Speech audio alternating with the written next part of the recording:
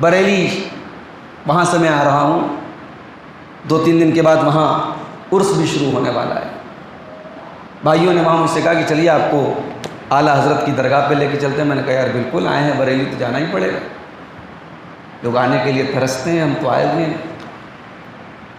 اب پورا ایک تقریباً 2 کلومیٹر تک کا پورا راستہ، پھول بک رہے ہیں، چادریں بک رہی ہیں، حتیٰ کہ کلائی گھڑی پر بھی جو ہے وہ اعلیٰ حضرت کا سمبل بنا ہوا ہے۔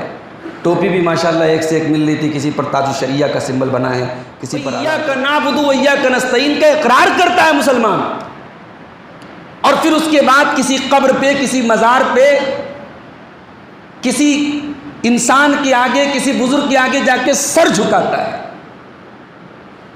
توحید کہاں رہ گئی میرے بھائی؟ قرآن کریم کا 3 پارہ اٹھائیے، اللہ فرماتا ہے فَمَن يَكْفُرْ بِالطَّاغُوتِ وَيُؤْمِن بِاللَّهِ، جو طاغوت کا انکار کرے گا، جو غیر اللہ کی عبادت کا انکار کرے گا، اور جو اللہ کے اوپر ایمان لائے گا، فَقَدِ اسْتَمْسَكَ بِالْعُرْوَةِ الْوُثْقَىٰ لَا انفِصَامَ لَهَا، تو اس نے ایسے مضبوط کڑے کو پکڑ لیا جس کو کوئی توڑ نہیں سکتا۔ انسان کے جسم کی بنیاد ہے اس کے دل کے اوپر، اس کائنات کے دل کی دھڑکن ہے کلمہ توحید۔ جب تک کائنات میں کلمہ توحید کا اقرار کرنے والے موجود ہیں، قیامت نہیں ہے۔ ابن قیم کہہ رہے ہیں کہ اسی کلمے کے اوپر زمین و آسمان، جو انسان اس بات کا اقرار کرتا ہے کہ اللہ کے سوا ہمارا کوئی معبود نہیں ہے، وہ انسان اس بات کا بھی اقرار کرتا ہے کہ اللہ تعالیٰ 24 گھنٹے اس کے اوپر نظر رکھے ہوئے ہے۔ مدرسے کے اندر کیمرہ لگا ہے، چور چوری کرنے سے بچتا ہے۔ مسجدوں کے اندر کیمرے لگے ہیں، سیکیورٹی مقصد کے تحت لوگوں نے اپنی گدیوں پر، اپنے مکانوں پہ کیمرے لگا کے رکھے۔ یہ صدر مجلس جو اپنے ناسیانہ کے رواج سے ہم تمام سامعین کو مستفید کر رہے تھے، اب آج کے اس فصل کے آخری مقرر میرے فاضل دوست فضیلت الشیخ عبدالغفار سلفی صاحب باقی بچتے ہیں، میں انہیں دعوت دیتا ہوں کہ وہ آئیں اور اپنے پرمخ خطاب سے ہم سامعین کو مستفید کریں۔ منتظر جشن بھی ہے، قلب بھی ہے، جان بھی ہے، آپ کے آنے کی حسرت بھی ہے، ارمان بھی ہے۔ یہی ایک جنون، یہی ایک خواب گرا ہے، یہی ایک جنون، یہی ایک خواب گرا ہے۔ وہاں چراغ جلاتا ہے تو جہاں اندھیرا ہے۔ مائک پر فضیلت الشیخ ڈاکٹر عبدالغفار سلفی، استاد مدرسہ سنہ والجامعہ بنارس۔ السلام علیکم ورحمۃ اللہ وبرکاتہ۔ الحمد للہ نحمده ونستعینه ونستغفره ونعوذ باللہ من شرور انفسنا ومن سیئات اعمالنا، من يهده الله فلا مضل له ومن يضلل فلا هادي له، واشهد ان لا اله الا الله وحده لا شريك له، واشهد ان محمدا عبده ورسوله۔ يا أيها الذين آمنوا اتقوا الله حق تقاته ولا تموتن إلا وأنتم مسلمون۔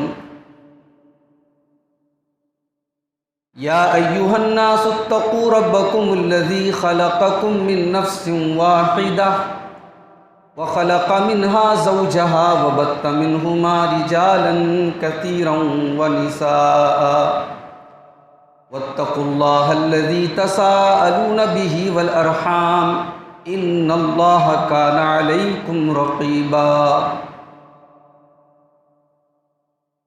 يا أيها الذين آمنوا اتقوا الله وقولوا قولا سديدا يصلح لكم أعمالكم ويغفر لكم ذنوبكم ومن يطع الله ورسوله فقد فاز فوزا عظيما۔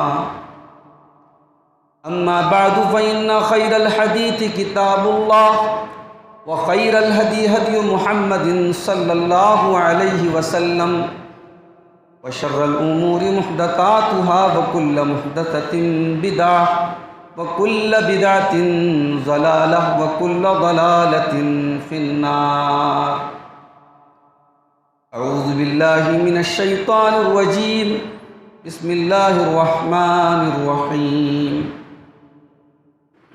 وَلَقَدْ بَعَثْنَا فِي كُلِّ أُمَّةٍ رَسُولًا أَنِ اعْبُدُوا اللَّهَ وَاجْتَنِبُوا الطَّاغُوتَ. صدر محترم، علماء کرام، محترم بزرگوں، نوجوان ساتھیوں، پردہ نشین ماؤں اور بہنوں، پیارے بچوں، مقامی جمعیت اہل حدیث بجردیہا کی جانب سے مرغیہ ٹولہ کی اس مسجد میں آج کا یہ پروگرام جو بعد نماز عشاء شروع ہوا، بڑی کامیابی کے ساتھ اب تک کا یہ پروگرام چلا. بڑے اچھے موضوعات پر آپ نے علماء کے بیانات سنے. اللہ تعالیٰ جمعیت کی اس کوشش کو قبول فرمائے، ہم سب کو کہنے سننے سے زیادہ عمل کی توفیق عطا فرمائے، آمین. میرے بھائیوں، ہم اور آپ مسلمان ہیں، اور ایک مسلمان کی پہچان اس کی توحید ہے. ہم اور آپ دنیا کے دوسرے مذہب کے ماننے والوں سے اگر الگ ہیں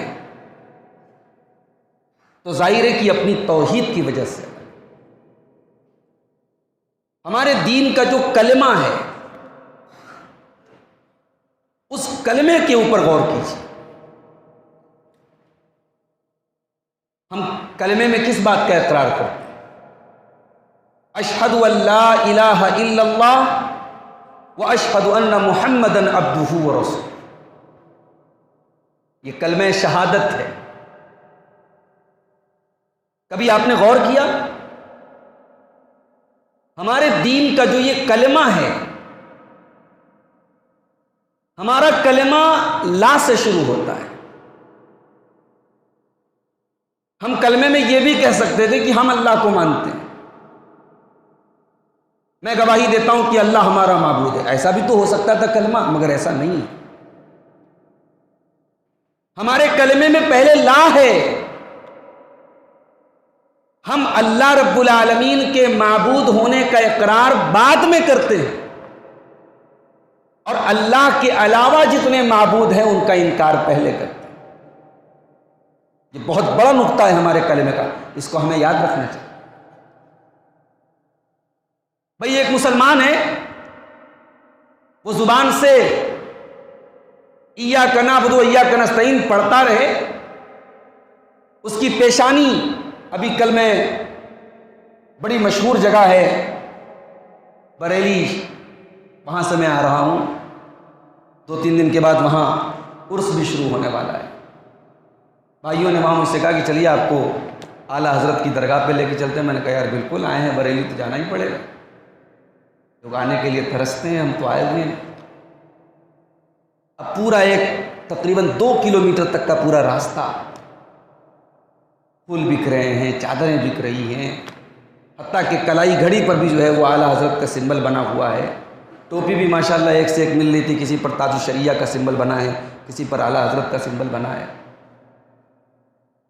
بھئی ایاک نعبد و ایاک نستعین کا اقرار کرتا ہے مسلمان، اور پھر اس کے بعد کسی قبر پہ، کسی مزار پہ، کسی انسان کے آگے، کسی بزرگ کے آگے جا کے سر جھکاتا ہے.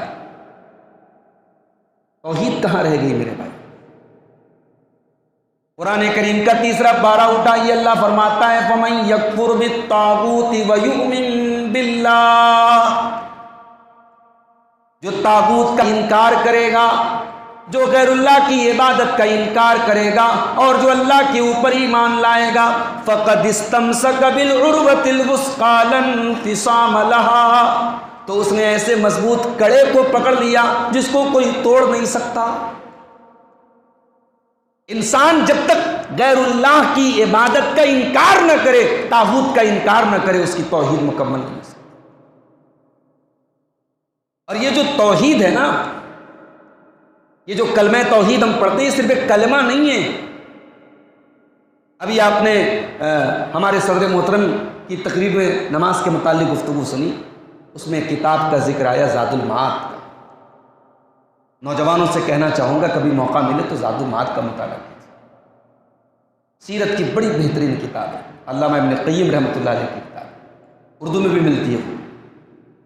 زاد المعاد کے پہلے پیج میں علامہ ابن قیم نے اس کے مقدمہ میں جب وہ اللہ تعالیٰ کی تعریف کرتے ہیں تو اس کے بعد یہ کلمہ ذکر کرتے ہیں، اشہد ان لا الہ الا اللہ و اشہد ان محمد عبدہ ورسولہ۔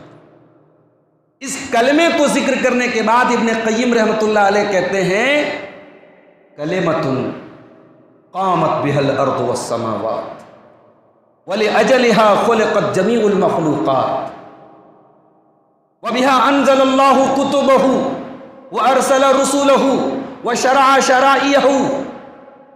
ابن قیم کہتے ہیں یہ کلمہ کوئی معمولی کلمہ نہیں ہے، اسی کلمے کے اوپر زمین و آسمان قائم ہے۔ انسان کے بدن میں جیسے دل ہوتا ہے، دل دھڑکنا بند کر دے انسان مر جائے۔ ہمارے بڑے بہترین استاذ تھے مولانا شیخ محمد عبد القیوم مدنی رحمہ اللہ، کتنے فٹ فاٹ رہتے تھے۔ اچانک رمضان میں ان کی جو موت کا جو معاملہ ہوا، لوگوں نے بتایا کہ ہارٹ اٹیک کا معاملہ۔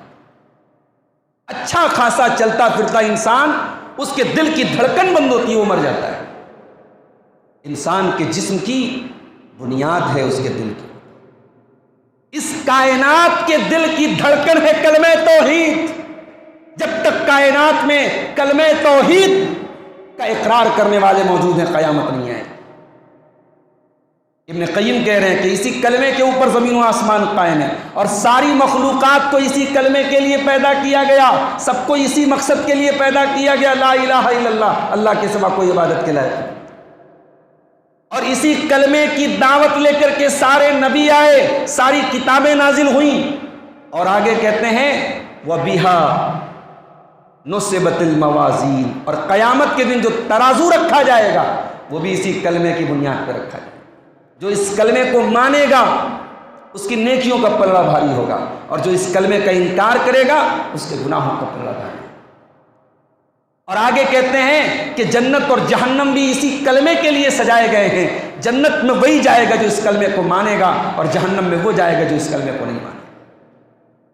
اور اسی کلمے کے لیے جہاد کا حکم دیا گیا، اور اسی کلمے کے اوپر اسلام کی بنیاد ہے۔ وہ پوری ایک لمبی عبارت ہے علامہ ابن قیم رحمۃ اللہ علیہ کی، جس سے ہم اندازہ کر سکتے ہیں کہ توحید کی کیا اہمیت ہے میرے پیارے ساتھی۔ آج اللہ کا شکر ہے کہ ہم اپنے آپ کو اہل توحید کہتے ہیں، اور ہیں بھی ہم الحمدللہ۔ مگر آپ نے ابھی سنا کہ بھائی صاحب ہمارے بہت سارے احباب ہیں جو جمعہ کی نماز میں آتے ہیں، 5 وقت کی نمازوں میں نہیں آتے۔ ان سے پوچھو بھائی صاحب تم اہل حدیث ہو کیا، تمہارا عقیدہ صحیح ہے؟ سینہ ٹھوک کے کہنے صاحب میرا عقیدہ بہت اچھا ہے، میرے عقیدے میں کوئی کمی نہیں ہے، ہاں عمل میں کوتاہی ہے۔ یہ کیسے ہو سکتا ہے؟ اگر آپ کا عقیدہ صحیح ہے، آپ کی توحید صحیح ہے، تو آپ کا عمل بھی صحیح ہے۔ توحید صرف عقیدے کو صحیح نہیں کرتی ہے، توحید عمل کو بھی صحیح کرتی ہے میرے بھائی۔ جو انسان اس بات کا اقرار کرتا ہے کہ اللہ کے سوا ہمارا کوئی معبود نہیں ہے، وہ انسان اس بات کا بھی اقرار کرتا ہے کہ اللہ تعالیٰ 24 گھنٹے اس کے اوپر نظر رکھے ہوئے ہے۔ مدرسے کے اندر کیمرہ لگا ہے، چور چوری کرنے سے بچتا ہے۔ مسجدوں کے اندر کیمرے لگے ہیں، سیکیورٹی مقصد کے تحت لوگوں نے اپنی گدیوں پر، اپنے مکانوں پہ کیمرے لگا کے رکھے ہیں۔ कैमरे से क्राइम्स कम हो जाते हैं, जराइम कम हो जाते हैं। ये तौहीद का इकरार करने वाला इस बात के ऊपर ईमान रखता है। अल्लाह ताला ने भी अपना कैमरा लगा के रखा है, व इन्ना अलैकुम लहाफिज़ीन किरामन कातिबीन यालमून मा तफ़अलून। मेरे बंदो, हमने तुम्हारे अमाल को रिकॉर्ड करने के लिए किरामन कातिबीन को मुकर्रर करके रखा है। वो तुम्हारे एक एक अमल को रिकॉर्ड कर रहे हैं, तुम्हारी एक एक एक्टिविटी को नोट कर रहे हैं। अल्लाह का कैमरा तो 24/7 ऑन है। अल्लाह के कैमरे में ये मसला नहीं कि लाइट चली गई तो कैमरा बंद हो गया। अल्लाह के कैमरे में ये मसला नहीं कि फाइल रिकॉर्ड हो गई, 1 महीने के बाद अब पुरानी फाइल खत्म, नई फाइल शुरू हो। अल्लाह के कैमरे में सब रिकॉर्ड हो रहा है। मा यल्फिज़ु मिन क़ौलिन इल्ला लदैहि रक़ीबुन अतीद। तुम्हारी जुबान से जो भी अल्फाज निकल रहे हैं, अल्लाह का कैमरा सब रिकॉर्ड कर रहा है। अल्लाह के फरिश्ते उसको रिकॉर्ड कर रहे हैं। यालमु खाइनतल आयुनि व मा तुख्फिस सुदूर। वो अल्लाह तो ऐसा है, वो तुम्हारी आंखों की चोरी को भी जानता है। तुम रास्ते पे चल रहे हो, तुम्हारी आंखें कहाँ हैं, तुम्हारा निशाना कहाँ है, अल्लाह को तो तुम्हारी आंखों की चोरी भी मालूम है। वमा तुख्फिस सुदूर, तुम्हारे दिलों के अंदर क्या चल रहा है, तुम्हारे सीने के अंदर क्या चल रहा है, अल्लाह को वो भी मालूम है। जिसकी तौहीद पक्की होगी वो रात के अंधेरे में भी गुनाह करने के पहले सोचेगा। आज हमारे नौजवानों को बर्बाद किया है तो किस चीज ने? खलवतों ने बर्बाद किया है। जलवत में और लोगों के सामने अल्लाह का डर जाहिर करना बड़ा आसान काम है। असल तकवा का इम्तिहान होता है जब इंसान तन्हाई में हो, जब इंसान अकेले में हो, जब कोई देख न रहा हो। वहां एक तौहीद वाले इंसान के सीने में, उसके दिल में ये बात होती है कि अल्लाह हमें देख। हमारे मुल्क में हमारे वकील साहब बैठे हुए हैं, आपकी जमात के जिम्मेदार भी हैं और एडवोकेट भी हैं। अदालतों का आप निज़ाम देखिए, कितने मुजरिम हैं, अपने पैसे की बदौलत वो जजों को खरीद लेते हैं। कितने मुजरिम हैं, वकीलों को बड़ी बड़ी फीसें देकर अपने हक में फैसला कराते हैं, और कितने बेकसूर हैं जो सजा पा जाते हैं। मगर तौहीद वो चीज़ है मेरे भाई, अगर तौहीद आपकी पक्की हो, अकीदा पक्का हो, तो मुजरिम खुद आकर के अदालत में अपने जुर्म का इकरार करता है। अल्लाह के नबी साहबा के साथ बैठे हुए हैं। हजरत माइज़ अस्लमी रजी अल्लाह ताला अन्हु अल्लाह के नबी के पास आते हैं। अय अल्लाह के नबी, मैं शादीशुदा हूँ, मुझसे ज़िना का सुदूर हो गया है, मैंने गलत काम कर लिया है, बदकारी कर ली है। अय अल्लाह के नबी, मुझे ज़िना की सज़ा दे दीजिए, मुझे पाक कर दीजिए। अल्लाह के नबी साहबा से कहते हैं, ज़रा चेक करो, ये ऐसा तो नहीं कि नशे की हालत में? साहबे किराम ने कहा, नहीं अल्लाह के नबी, नशे की हालत में। आपने टालने की कोशिश की, हफ्ता भर, 10 दिन, 15 दिन गुजर गए, आपने पता लगवाया कहीं ऐसा तो नहीं कि माइज़ अस्लमी का दिमाग खराब हो गया है, कोई साइकोलॉजिकल बीमारी हो गई है, कोई नफ्सियाती बीमारी हो गई है? कोई मसला नहीं है। लोगों ने आकर के इत्तला दिया, अल्लाह के नबी माइज़ बिल्कुल ठीक है। 10 दिन गुजरा, 15 दिन गुजरा, फिर आए हजरत माइज़ अस्लमी, तहिरनी या रसूल अल्लाह, अल्लाह के नबी, मैंने गुनाह कर लिया है, मुझे पाक कर दीजिए।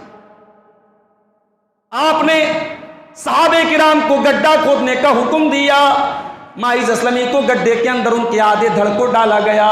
और इस्लाम में जो शादीशुदा इंसान के जानी की जो सज़ा है, उसको पत्थरों से मार मार के ख़त्म कर दिया जाए, वो सज़ा हज़रत माइज़ अस्लमी को दी गई।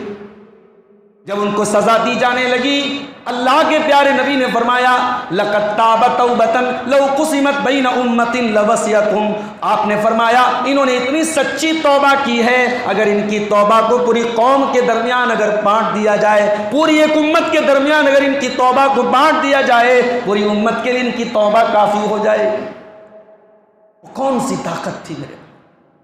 एक इंसान को पता है कि मैं इस जुर्म का इकरार करूंगा, मुझे सजाए मौत मिलेगी, मुझे मार डाला जाएगा, मगर वो आकर के अल्लाह के नबी की अदालत में, अल्लाह के नबी के पास आके इस बात का इकरार करते हैं और बार बार कहते हैं कि अल्लाह के नबी, मुझे पाक कर दीजिए।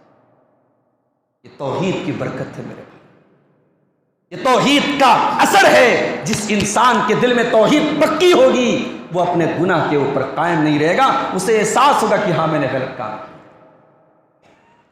कुछ ही दिनों के बाद एक खातून आती हैं, وہ بھی آ کر کے اللہ کے نبی کے سامنے اقرار کرتی ہیں، اے اللہ کے نبی میں نے غلط کام کیا ہے، مجھے سزا دے دیجیے، مجھے پاک کر دیجیے، میں حمل سے بھی ہوں، میں نے غلط کام کیا ہے اور میں شادی شدہ بھی ہوں، مجھے اس جرم کی سزا دے دیجیے، مجھے پاک کر دیجیے۔ آپ نے فرمایا غلطی تم نے کی ہے، اس میں تمہارے بچے کا کوئی قصور نہیں ہے، جاؤ جب بچے کی ولادت ہو جائے تب آنا۔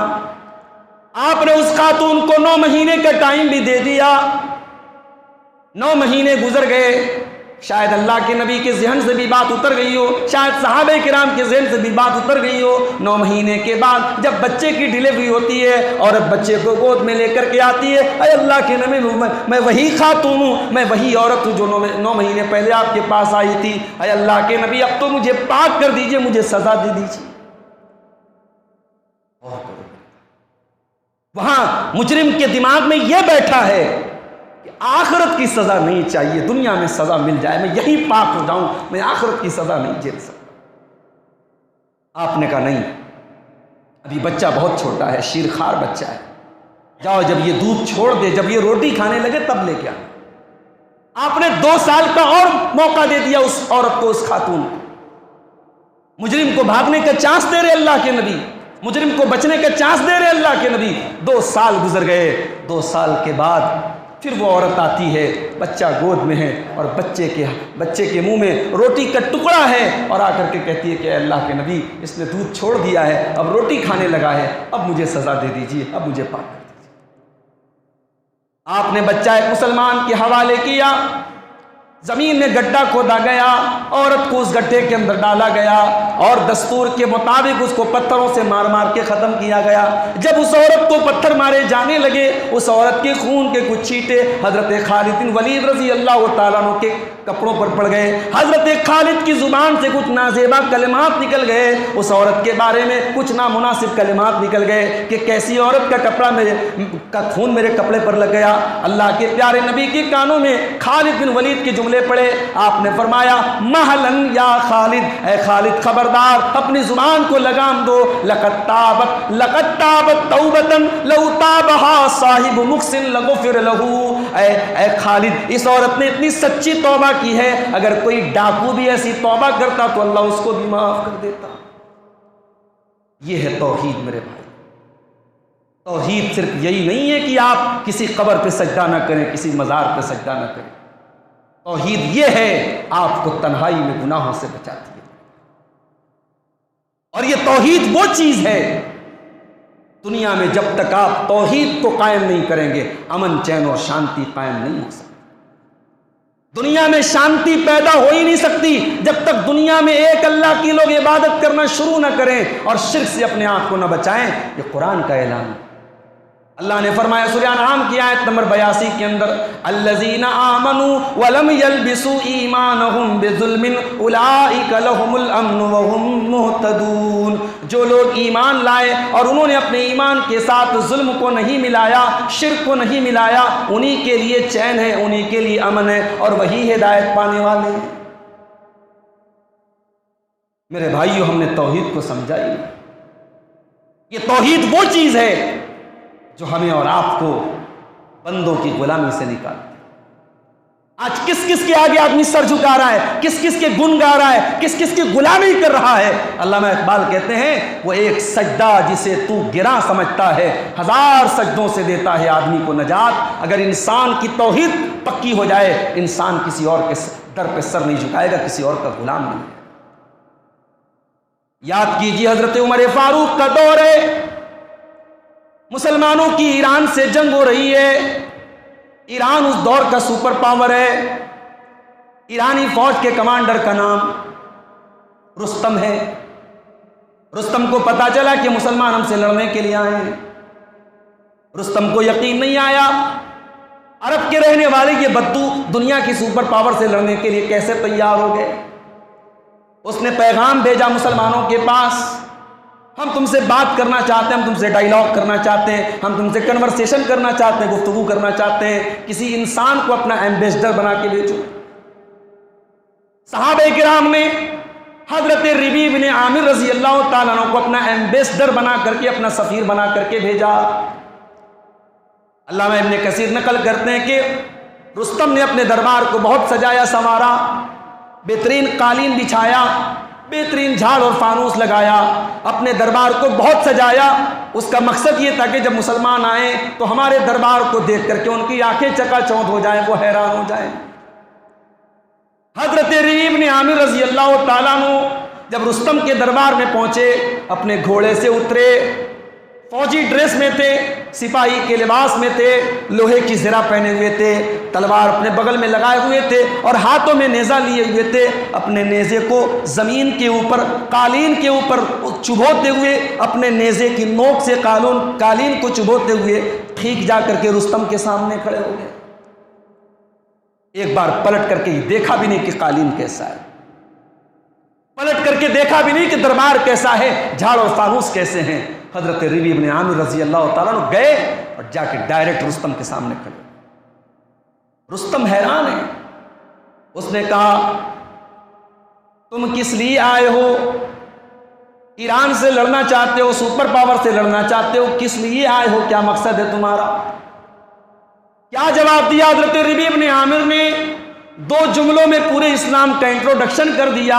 کہا ہے اے رستم کان کھول کر کے سن لے، جئنا لنخرج العباد من عبادت العباد الى عبادت اللہ۔ اے رستم ہم اس لیے آئے ہیں تاکہ لوگوں کو اللہ کی بندوں کی غلامی سے نکال کر کے اللہ کی غلامی کی طرف لے کے چلے جائیں۔ ہم لوگوں کو بندوں کی غلامی سے نکال دیں اور اللہ کا بندہ بنا دیں، اللہ کا غلام بنا دیں۔ ومن ضیق الدنیا الى سعۃ الاخرہ، لوگ دنیا کے چکر میں پڑیں، لوگوں کے دل میں آخرت کی فکر پیدا کر دیں۔ ومن جور الادیان الى عدل الاسلام، اور لوگ انسانوں کے بنائے ہوئے مذہب کے ظلم و ستم سے پریشان ہیں، ان کو اسلام کی شیتل چھایا میں لے آئیں۔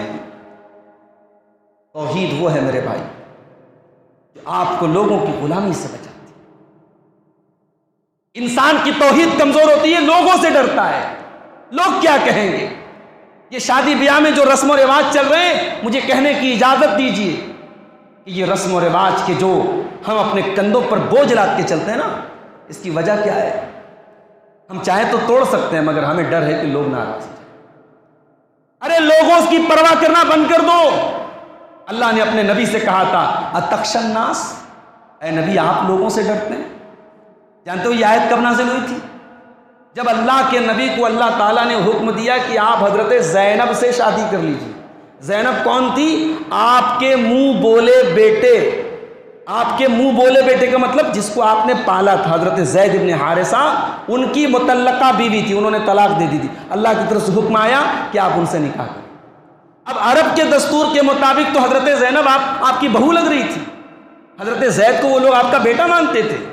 اللہ نے اعلان کیا کہ نہیں، کسی کو پال لینے سے وہ آپ کا بیٹا نہیں ہوتا ہے، بچے کو ایڈاپٹ کر لینے سے وہ آپ کا بیٹا نہیں ہوتا ہے، بیٹا وہی ہوتا ہے جو آپ کا حقیقی بیٹا ہو۔ اس لیے زید کی مطلقہ سے اللہ کے نبی نے جب حضرت زینب سے اللہ کے نبی کو نکاح کرنے کا حکم دیا تو اللہ کے نبی ڈر رہے تھے کہ لوگ کیا کہیں۔ اللہ نے فرمایا تخشى الناس، اے نبی کیا آپ لوگوں سے ڈر رہے تھے؟ واللہ احق ان تخشى، اللہ تعالیٰ زیادہ حقدار ہے کہ آپ اس سے ڈریں۔ اللہ زیادہ حقدار ہے۔ لوگوں کی پرواہ بند کر دو بھائی۔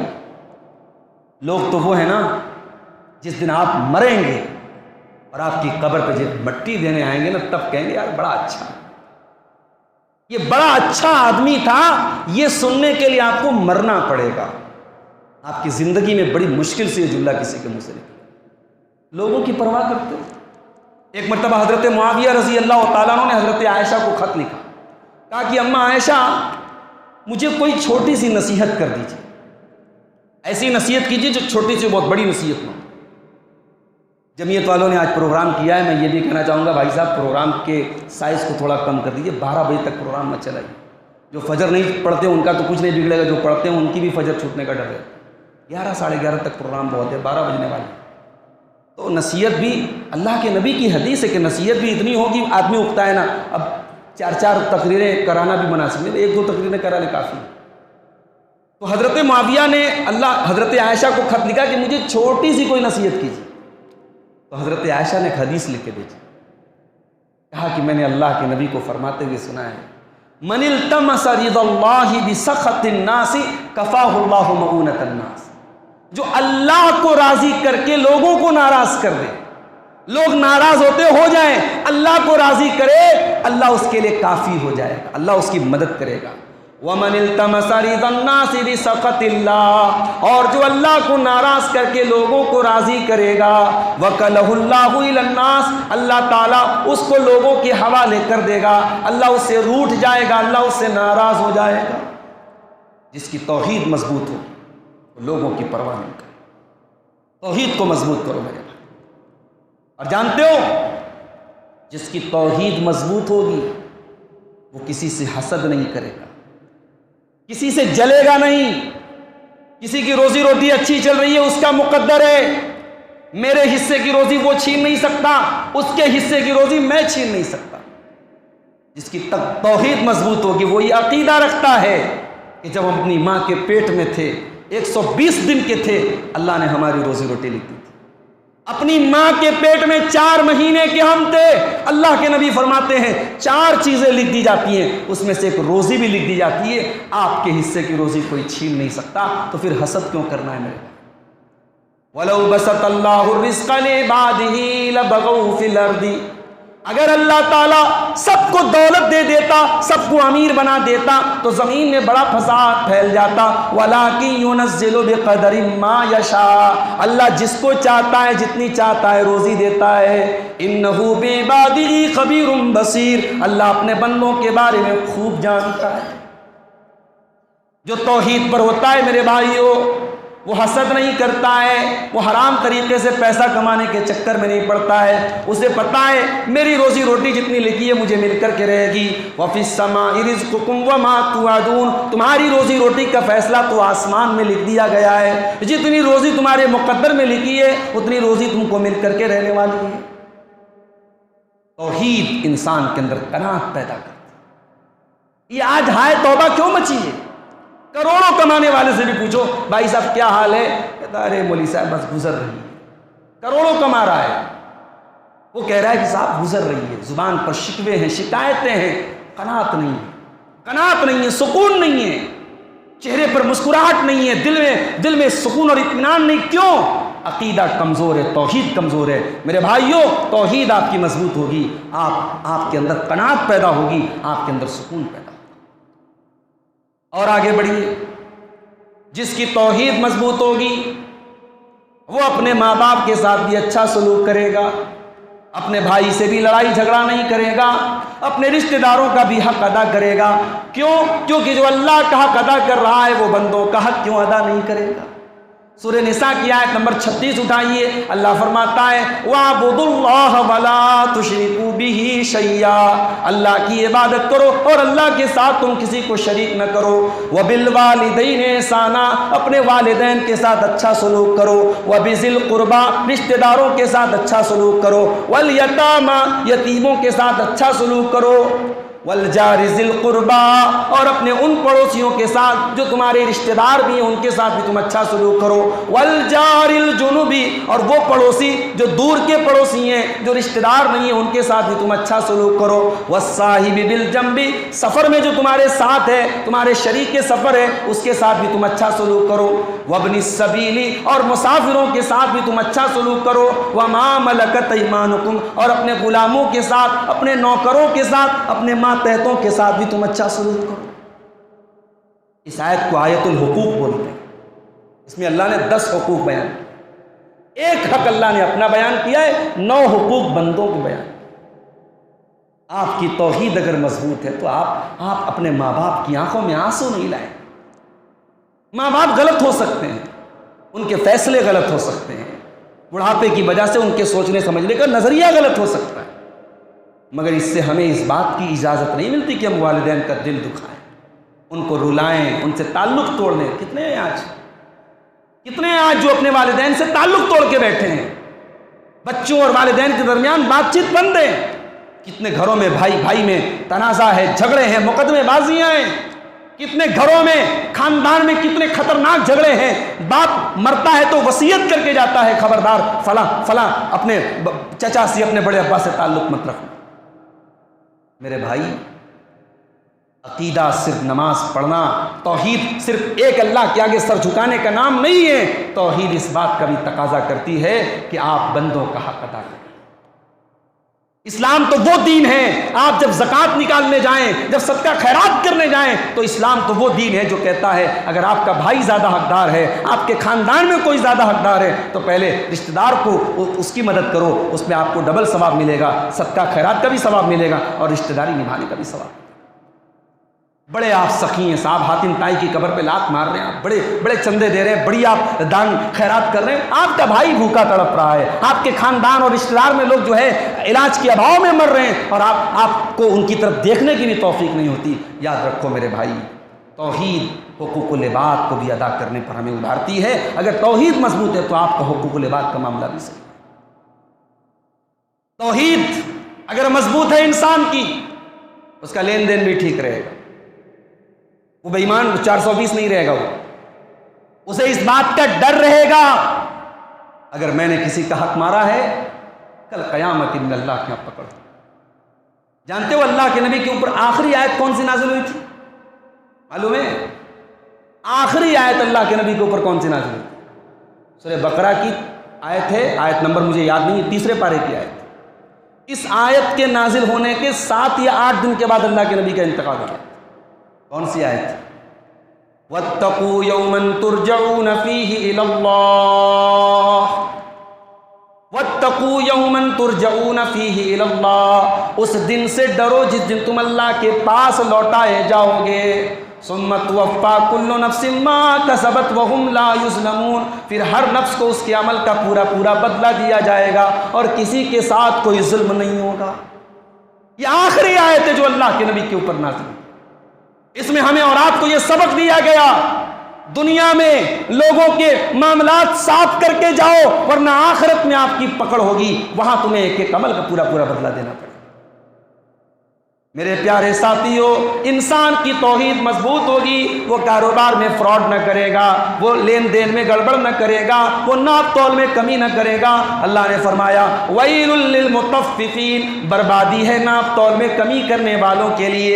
الَّذِينَ إِذَا اكْتَالُوا عَلَى النَّاسِ يَسْتَوْفُونَ، جب سامان لینے جاتے ہیں تو پورا پورا لیتے ہیں۔ وَإِذَا كَالُوهُمْ أَوْ وَزَنُوهُمْ يُخْسِرُونَ، اور جب سامان دینے کا نمبر آتا ہے تو ڈنڈی مارتے ہیں، سامان جب دوسروں کو دیتے ہیں تو ناپ تول میں کمی کر کے دیتے ہیں۔ اللہ فرماتا ہے الا یظن اولئک انہم مبعوثون، اے لوگو تم یہ کیوں نہیں سوچتے کہ تمہیں ایک دن اللہ کے پاس مر کر کے جانا ہے۔ لیوم عظیم، وہ بہت بڑا دن ہوگا، وہ قیامت کا دن ہوگا۔ یوم یقوم الناس لرب العالمین، جس دن تم اللہ کے سامنے کھڑے ہو جاؤ گے۔ جس کی توحید مضبوط ہوتی ہے اسے یہ ڈر رہتا ہے کہ مجھے اللہ کے سامنے کھڑے ہو۔ آج انسان اپنے بھائی کا، اپنی بہن کا، اپنی بیٹی کا حق مار لے، ان کی زمین کو ناجائز ہتھیا لے، کیا لے کے جائے گا میرے بھائی؟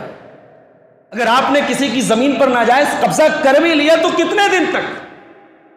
جس دن مریں گے ہم اور آپ خالی ہاتھ جائیں، سب ٹھاٹ پڑا رہ جائے گا جب لات چلے گا بن جائے۔ یہ زمین یہیں رہے گی، یہ پراپرٹی یہیں رہے گی، یہ بینک بیلنس یہیں رہے گا، آپ کی اولاد، آپ کے وارثین گل چھرے اڑائیں گے اور گناہ تو آپ کما کے جائیں گے میرے بھائی۔ اس لیے خبردار، حقوق العباد کے معاملے میں بہت محتاط رہیں۔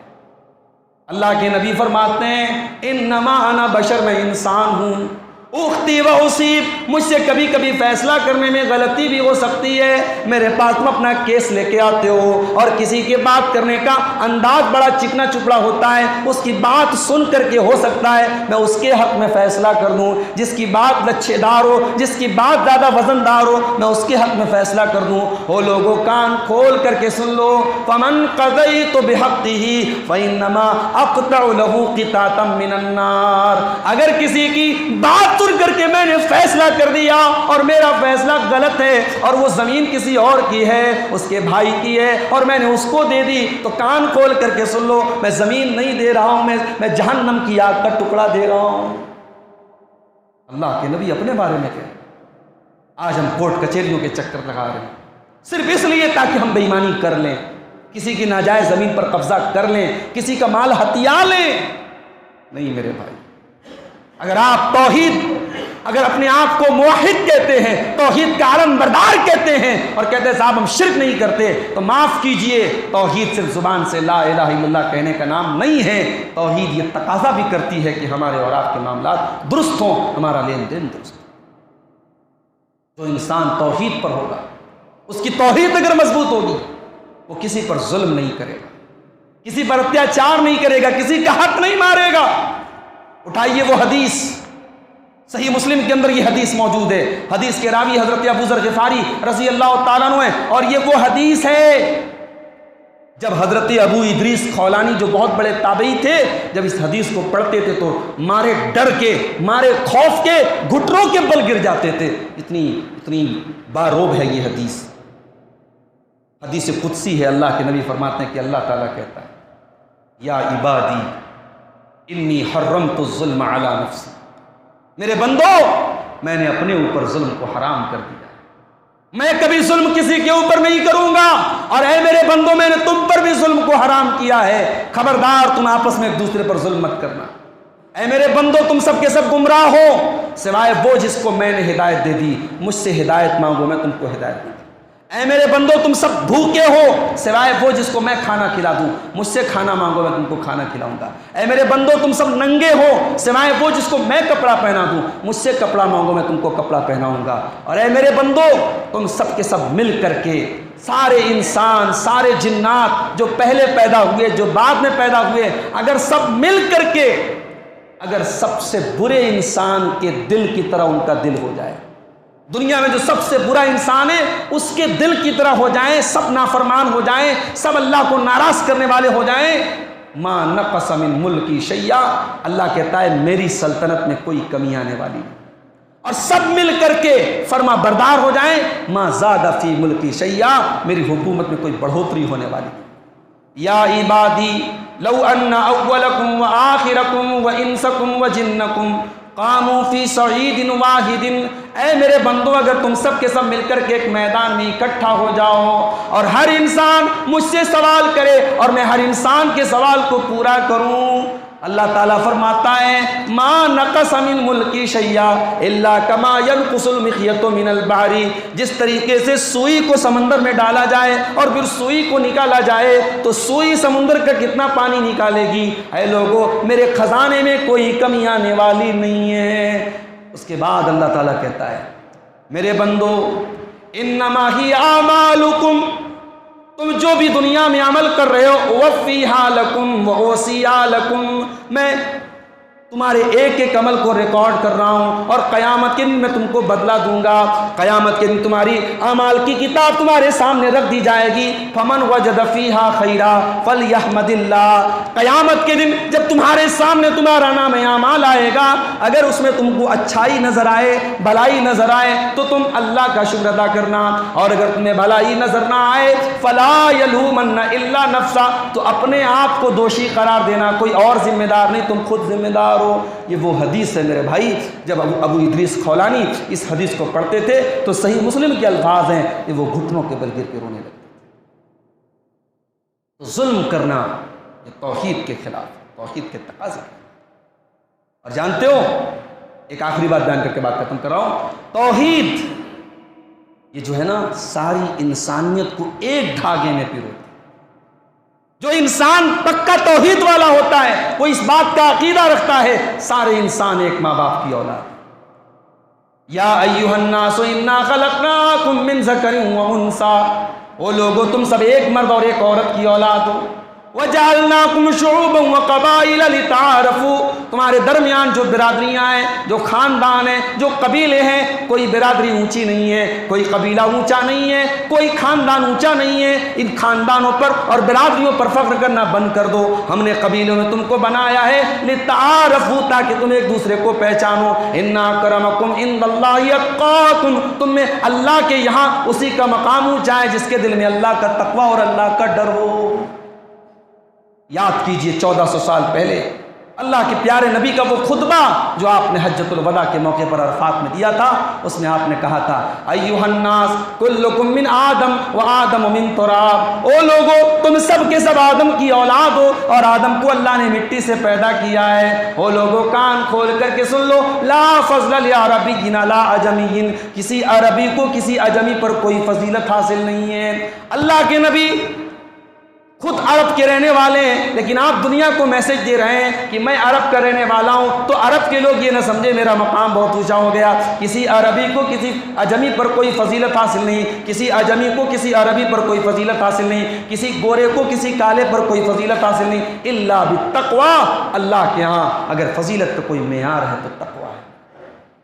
اور یہ منظر اگر آپ کو دیکھنا ہو تو ذرا دیکھیے حاجیوں کا منظر، ذرا حج کا منظر دیکھیے، وہاں امریکہ کا یورپ کا گورا بھی ہے، افریقہ کا کالا بھی ہے، انڈیا پاکستان کا اردو ہندی بولنے والا بھی ہے، اور چائنا اور جاپان کی چپٹی ناک والے بھی ہیں، الگ الگ ڈیزائن کے، الگ الگ کلر کے، الگ الگ ہائٹ کے، کوئی لمبا ہے، کوئی ناٹا ہے، کوئی گورا ہے، کوئی کالا ہے، ان کی لینگویجز الگ ہیں، ان کی زبانیں الگ ہیں، مگر سب کی زبان پر ایک ہی نغمہ ہے، لبیک اللہم لبیک لبیک لا شریک لک لبیک ان الحمد والنعمت لک والملک لا شریک لک۔ ایک اللہ کی توحید کا کلمہ ہے میرے پیارے ساتھیوں، توحید سے بڑھ کر کے انسانی مساوات پیدا کرنے والی کوئی چیز نہیں ہے۔ جس انسان کی توحید مضبوط ہوگی وہ بھید بھاؤ نہیں رکھے گا، وہ کسی رنگ کی بنیاد پر، کسی نسل کی بنیاد پر، کسی برادری کی بنیاد پر کسی کو اونچا اور نیچا نہیں سمجھے گا۔ تو میرے بھائیوں، ضرورت اس بات کی ہے کہ ہم اپنی عقیدے توحید کو ہم مضبوط کریں، صرف زبان سے اقرار نہ کریں کہ صاحب ہم بڑے پکے موحد ہیں، ہمارا عمل کیسا ہے، ہمارا اخلاق کیسا ہے، ہمارا کردار کیسا ہے، ہمارا لین دین کیسا ہے، ہمارے معاملات کیسے ہیں۔ اور یاد رکھو، ملک کے حالات بھی ہم دیکھ رہے ہیں، ملک کے حالات بھی ہم بڑی اچھی طریقے سے دیکھ رہے ہیں، اور بڑے طرح طرح کی باتیں ہو رہی کہ صاحب یہ ہو جائے گا، وہ ہو جائے گا۔ اگر آپ کی توحید مضبوط ہے تو آپ اس بات پر بھی یقین رکھتے ہوں کہ موت کا وقت مقرر ہے، موت اپنے ٹائم سے ایک سیکنڈ پہلے آنے والی نہیں ہے۔ اس لیے جو انسان توحید پر ہوتا ہے وہ بزدل نہیں ہوتا ہے، وہ ڈرپوک نہیں ہوتا ہے، توحید والے سے بڑا بہادر کوئی نہیں ہوتا ہے۔ حضرت خالد بن ولید رضی اللہ تعالیٰ عنہ نے ایران کے کمانڈر ہرمز سے کہا تھا جنگ ذات السلاسل کے موقع پر، اے ہرمز کان کھول کر کے سن لے، لقد جینا بقوم یحبون الموت کما تحبون الحیات، ہم ایسی قوم کو لے کر کے آئے ہیں جو موت سے محبت کرتی ہے جیسے تم زندگی سے محبت کرتے ہو۔ میرے ساتھ جو لوگ آئے ہیں وہ موت سے محبت کرتے ہیں۔ مسلمان موحد اللہ کی توحید کا اقرار کرنے والا بزدل نہیں ہو سکتا ہے۔ میرے بھائیوں، آپ اگر صرف اللہ کے نبی کے دور کی جنگوں کے بارے میں پڑھیں، نبی کے غزوات کے بارے میں پڑھیں، آپ دانتوں تلے انگلی دبانے پر مجبور ہو جائیں گے۔ آپ جنگ موتا کے حالات پڑھیں، 3000 مسلمانوں کی فوج ہے اور 2 لاکھ رومیوں کی فوج ہے۔ بھائی صاحب، 3000 کا مقابلہ 2 لاکھ سے کوئی ریشیو ہی نہیں بیٹھتا، کوئی پرسنٹیج ہی نہیں بیٹھتا۔ 3000 کی فوج ہے اور سامنے 2 لاکھ کی فوج ہے۔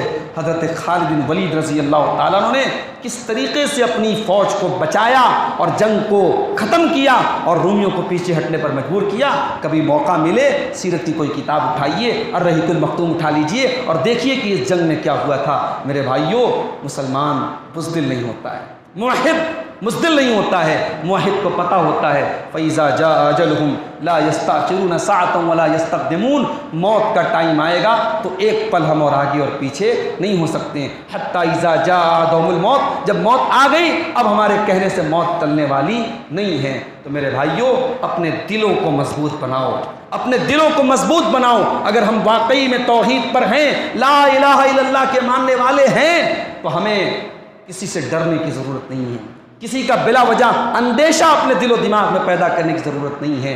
ہماری موت جب لکھی ہوگی اس کے پہلے ہم مر نہیں سکتے، اور ہمارے مقدر میں جو نقصان لکھا ہے ہمیں وہ اٹھانے سے دنیا کی کوئی طاقت روک نہیں سکتی ہے۔ یہی ہماری توحید ہمیں یہی سبق دیتی ہے، ہماری توحید ہم کو یہ سبق سکھاتی ہے۔ آئیے اللہ سے دعا کریں رب العالمین ہمیں اور آپ کو اپنے عقیدے توحید کو مضبوط کرنے کی اور اس کے تقاضوں پر عمل کرنے کی توفیق عطا فرمائے۔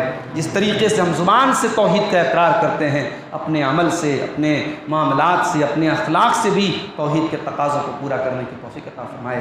جو بھائی ہم میں سے نماز سے دور ہیں، اللہ تعالیٰ ان کو نمازی بنا دے، جو نمازی ہیں اللہ ان کی نمازوں میں خشوع اور خضوع پیدا فرما دے، ہمارے جو بھائی بیمار ہیں اللہ ان کو شفاء کامل عاجل عطا فرما دے، جن علاقوں میں بارش نہیں ہو رہی، لوگ بارش نہ ہونے سے پریشان ہیں اللہ وہاں رحمتوں کی بارش نازل فرما دے، جن علاقوں میں بارش زیادہ ہو رہی ہے وہاں لوگ بارش سے پریشان ہیں اللہ وہاں کی بارش دوسرے علاقوں میں پھیر دے، اللہ ہمارے ملک کی حفاظت فرمائے، اللہ ہمارے وطن کی حفاظت فرمائے، ہمارے ملک کو اللہ ظالموں کے ظلم سے، شریروں کے شر سے محفوظ رکھے، رب العالمین ہمارے دلوں میں ایک دوسرے کی الفت اور محبت پیدا فرما دے، رب العالمین ہمارے کاروبار میں برکت عطا فرمائے، حلال رزق کھانے کی اور کمانے کی ہم سب کو توفیق عطا فرمائے، ربنا تقبل منا انک انت السمیع العلیم وتب علینا انک انت التواب الرحیم، وصلی اللہ تعالی علی نبینا محمد وآلہ وصحبہ اجمعین، والسلام علیکم ورحمۃ اللہ وبرکاتہ۔